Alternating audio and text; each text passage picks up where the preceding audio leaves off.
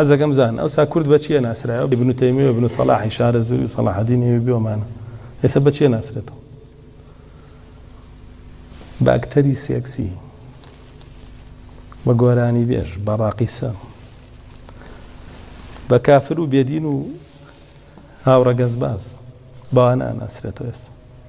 لە هەموو عالەم ئەوانەی ئێستا پێشەوان و قودوەن و خەڵک بژیان بۆکە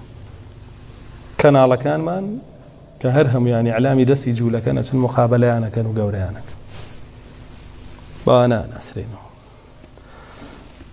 ئەگەر بێت و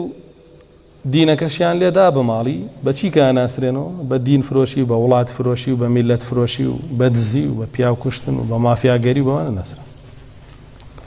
وڵای سەردەمانێ بۆ حەزەکەم زان بە عیلم و معریفەت و زانست و زانیاری ناسرا ئەو محەممەدی کوڕی عەبدولوەهابە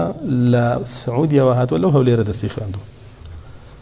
مامۆسای بووە هەولێری بووە کە داوای لێرەشەوە بردەوە و ئەبەو شێوە زینوی کردەوە لە هەموو عالەمە ئێستا کێمانێ چاکەکەتان کێ یانی چاکەمان کێ وە هیچمان چاک نیم بەشم خۆی پەروەردگار بمانگەێنێ بۆ چاک